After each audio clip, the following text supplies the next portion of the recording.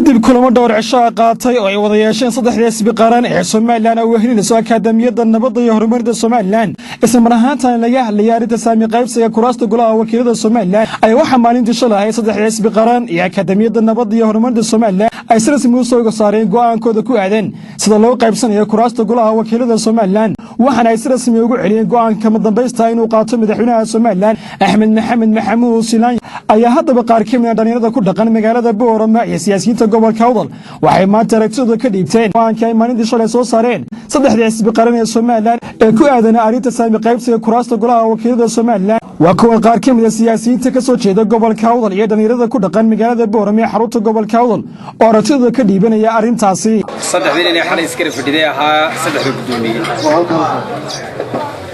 labada inay ka hadlay oo bulshada rayidka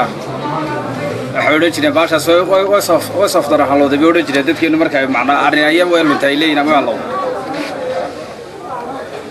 kulli cidi ay wax naga maqnaayeen baasha xalay meesha iga muuqatay saddexdii inay saddexda gudoomiye ahaa ninkii lagu celiyay waa madaxweynaha qaranka wana dadka waxba inaga maqawlayno leenahay baashaas iyaga la taala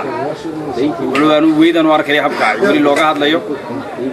arintuna ay tahay arin xasaasi ah dawladda aynu jaarkan ee Soomaaliya 17 qof bay reer Awdal ku leeyihiin oo xildhibaan ah meesha waxa ku kulansan dadkii Soomaali loo dhigay dhabax loo dhisay dadkii Soomaali loo dhigay oo dir iyo daarood iyo adaris iyo wax u fud oo dhamaantood leeyihiin oo hawiye ku jiro oo cid walba ku jirto waar Soomaalidii shishaan 17 markay iyagu wax maalawaalayaan Awdal si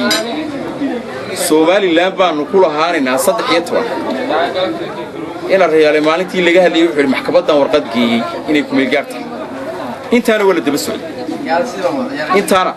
wala daba socday anagu horta haba yaraatee waxaanu ka haynaa ma jirto waxana loo xil saaray didii loo xil saaray iyo wixii loo xil saaray wax nagu soo noqday haba yaraatee ma jirto waxana u baahnayn in saami qaybsigaasi madaxweynuhu uga hadlo sidii caadiga ahay xalay toolna waxaan maqlaynay oo ay sheegayeen wararku ay sheegeen in madaxweynaha dib loogu celiyo yaano go'aankii aan ka filaynay taas ma ahayn in intii hore 13 ka dhiibto saami qaybsiga golaha wakiilada anu waxaan u arkaa saami qaybsiga golaha wakiilada waa saddexda xisbi qaran waa iyo waa reer kaliya saami qaybsiga marka la sameeyo cadaalad la sameeyo waa inay dadku sinaadaan waa in cadaaladda dadka laga dhaxarkaa dadka wax qaybinaya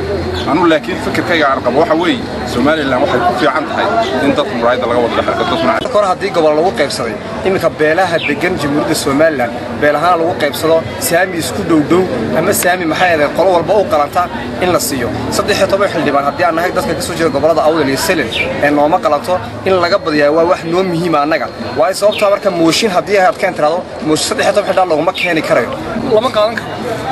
karo dad gaar oo badan oo beel gaar oo badan laakiin waxa ugu fiican in beel lagu qaybsado maadaama qaranka ma beel lagu dhisay maadaama qaranka beel lagu dhisay in golaha wakiilada beel lagu qaybsado saas ayaa aad in qaranka Soomaaliland si fiican dadka wada jooga laascaano jooga iyo kale yacdi joogaada si fiican oo sharciya uu kasta dowladnimada u dhaqamiyo sigastaba arrinta saami qaybsiga kuraasta golaha wakiilada Soomaaliland ayaa marar kala duwan shacabinaha ku dhaqan gobolada galbeedka Soomaaliland waxay ka muujiyeen silug aad u weyn iyadoo imikana laga dhursugi doono go'aanka kama dambaysta ee madaxweynaha Soomaaliland Axmed Maxamed Maxamuud Silaan oo ka qaato arrintaasi marka badan dhalisay ee saami qaybsiga kuraasta golaha wakiilada Soomaaliland waa Mustafa Caraale telefishinka caalamiga Somali News Boorama.